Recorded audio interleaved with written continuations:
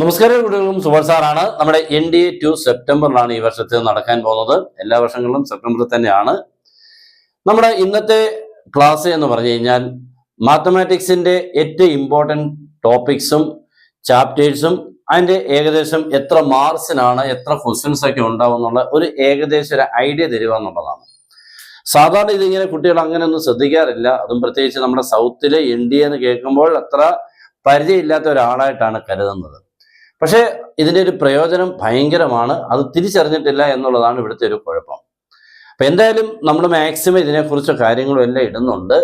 വർഷത്തിൽ 2 തവണയാണ് NDA-യുടെ എൻട്രൻസ് വരുന്നത്.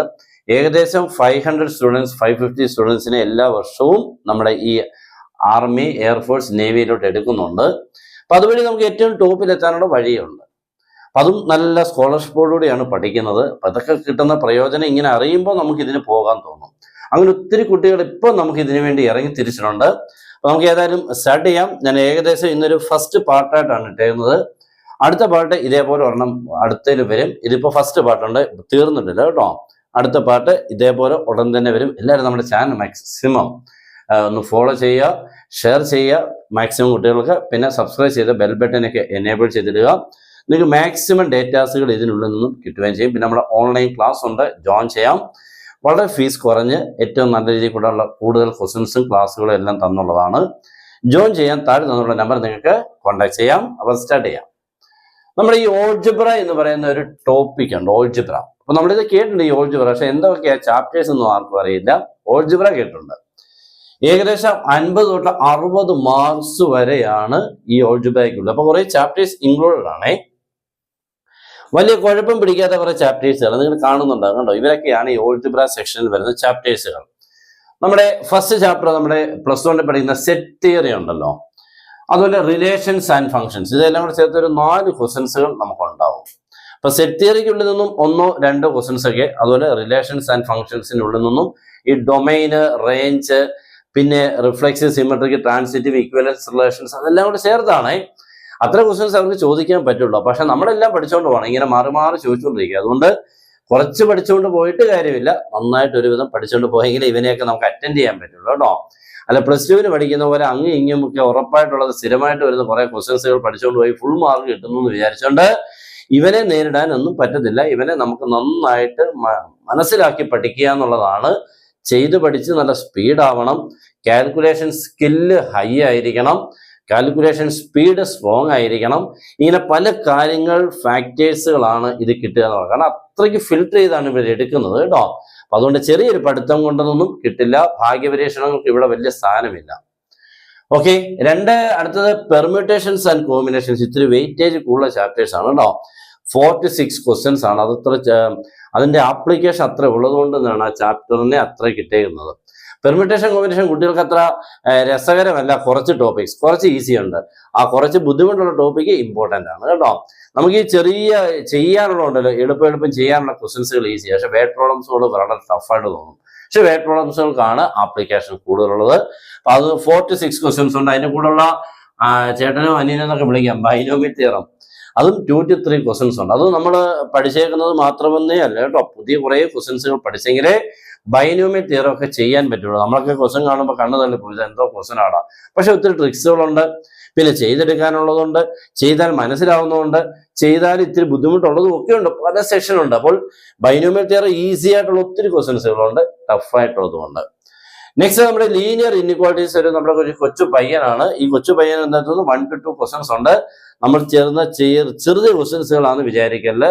അതിന്റെ ലീനിയർ ഇക്വേഷൻസ്, ഇൻഇക്വാലിറ്റീസിൽ ഒത്തിരി ക്വസ്റ്റ്യൻസുകളുണ്ട്, ഒത്തിരി ടൈപ്സ് ഉണ്ട്, ഒത്തിരി. അപ്പൊ അതിന്റെ 2 question. Next sequences and series. 3 to 4 ക്വസ്റ്റ്യൻസുകളാണ്. വളരെ ഇമ്പോർട്ടൻ്റ് ആയിട്ടുള്ള മറ്റൊരു ചാപ്റ്റർ. കാരണം അത് നമുക്ക് എഞ്ചിനീയറിംഗിൽ പോയാൽ അല്ലെങ്കിൽ ഹയർ സ്റ്റഡി ബിടെക്കിനൊക്കെ പഠിക്കുമ്പോൾ ഇതിപ്പോൾ നന്നായിട്ട് പഠിക്കാനുണ്ട്, ഈ സീക്വൻസും സീരീസും. അതുകൊണ്ട് തന്നെ ഇതിൻ്റെ ഇമ്പോർട്ടൻസ് ഉണ്ട്. നെക്സ്റ്റ് കോംപ്ലക്സ് നമ്പേഴ്സ്, മറ്റൊരു ഇമ്പോർട്ടൻറ്റ് ചാപ്റ്റർ ആണ് കോംപ്ലക്സ് നമ്പേഴ്സ്. 3 to 4 ക്വസ്റ്റൻസുകളാണ്. അവിടെ നമുക്ക് ടെക്സ്റ്റ് ബുക്കിൽ ഉള്ളത് മാത്രമല്ല പഠിക്കാൻ.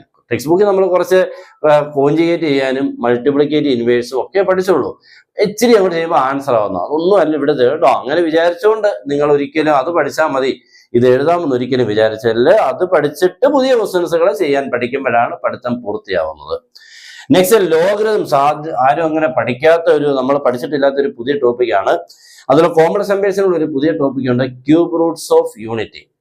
1 ഒമേഗ ഒമേഗ സ്ക്വയർ, 1ന്റെ ക്യൂബ് റൂട്ട്.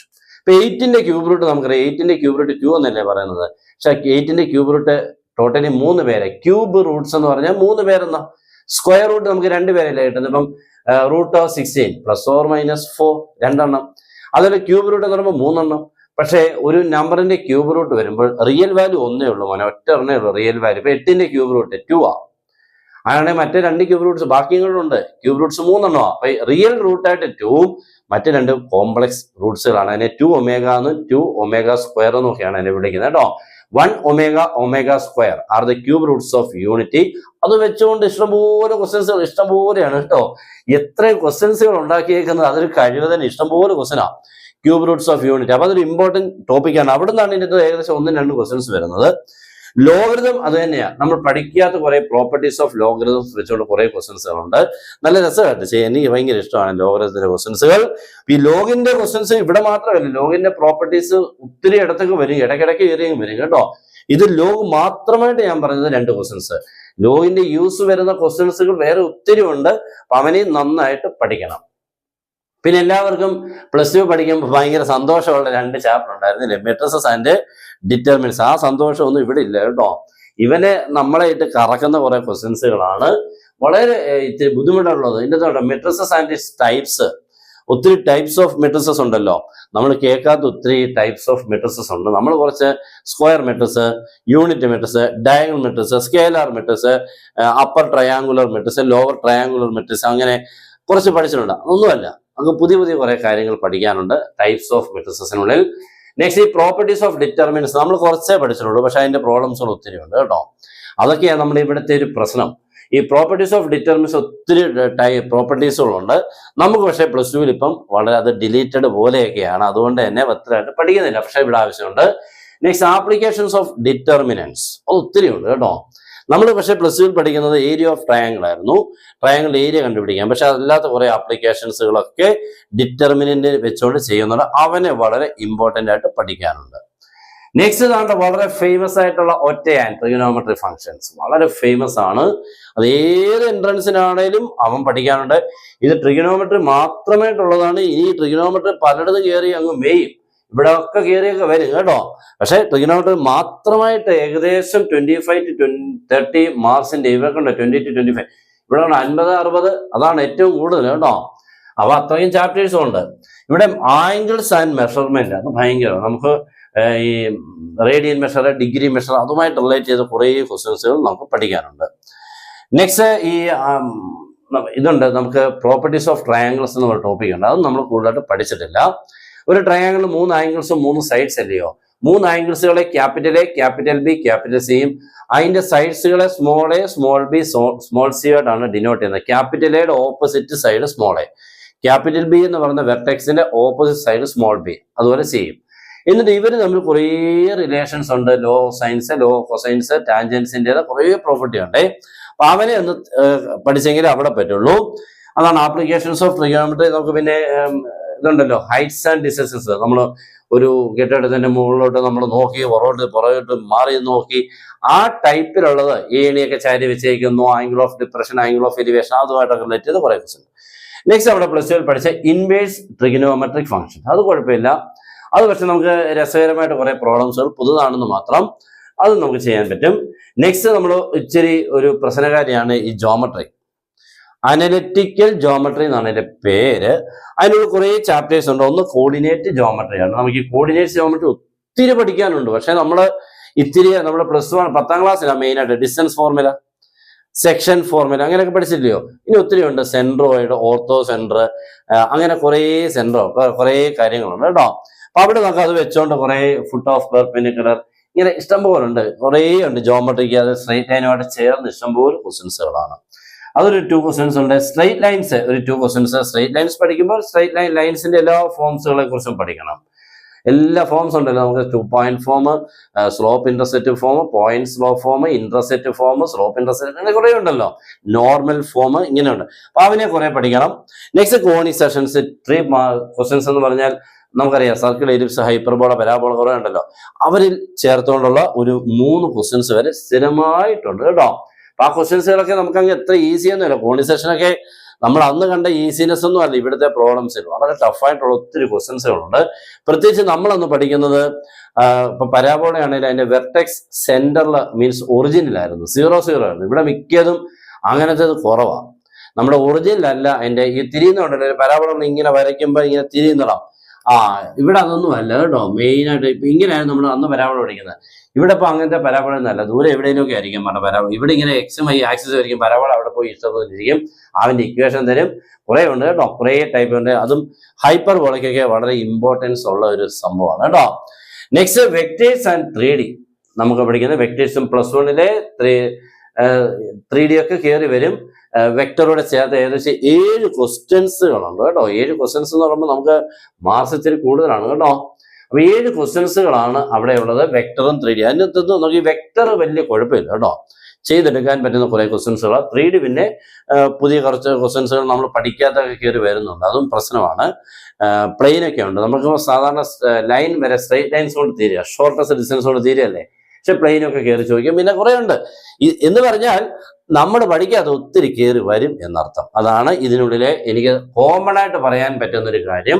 പഠിച്ചത് പോരാ, ഒന്നുമേ പോരാ എന്നുള്ളതാണ് പറയാനുള്ളത്. അധികമായിട്ട് ഒത്തിരി പഠിക്കണം, എന്നെങ്കിൽ മാത്രമേ ഇവനെയൊക്കെ നേടിയെടുക്കാൻ പറ്റൂ. അങ്ങനെ ചെയ്യുന്നവർ ഒത്തിരി പേരുണ്ട്. അപ്പൊ ചിലരിക്കും എനിക്ക് എന്നെ കൊണ്ട് വയ്യെങ്കിൽ മാറിയിരുന്നു. ഒത്തിരി പറ്റുന്നവരുണ്ട്. അപ്പൊ നിങ്ങളിവിടെ ഒരു മടി അല്ലെങ്കിൽ അതിനൊന്നും ഒരു സ്ഥാനമില്ലാത്തൊരു മേഖലയാണ് എൻട്രൻസ്. മടി കൂടുക, പഠിക്കാൻ ബുദ്ധിമുട്ട് എന്ന് പറയുക, എനിക്ക് ഈ നാളെ ഞാൻ പഠിച്ചു തുടങ്ങാമെന്ന് പറയുക, നാളെ പഠിക്കുക, ഇന്ന് നാളെ ആകുമ്പോൾ പറയും നാളെ പഠിക്കുക, എന്നാണ് ഇങ്ങനെ പൊയ്ക്കൊണ്ട് ഇങ്ങനെ മടി പല രീതിയിൽ കൂടെ കാണിക്കുന്നവർക്കൊന്നും പറ്റുന്ന ഒരു സംഭവമല്ല എൻട്രൻസ്. പക്ഷെ ഇപ്പൊ നിങ്ങൾ ഈ ശ്രമിക്കുന്ന ആ മടി കാണിക്കുന്നതിന് പകരം ഇത്തിരി ഒന്ന് പഠിച്ചു നോക്ക്, ജീവിതം വളരെ സിമ്പിളായിട്ട് മാറ്റാൻ പറ്റും.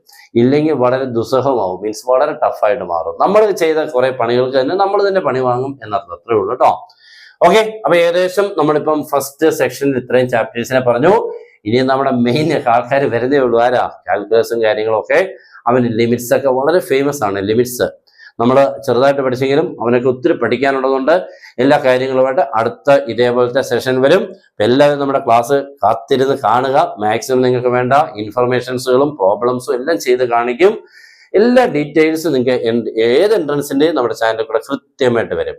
അതുകൊണ്ട് ചാനൽ ഫോളോ ചെയ്യുക, മാക്സിമം ഒന്ന് ഷെയർ ചെയ്യുക. ഓക്കെ, അപ്പൊ ഇന്നത്തെ ഈ സെഷൻ കംപ്ലീറ്റ് ചെയ്യാണ്. അപ്പൊ എല്ലാവർക്കും best wishes and good bye.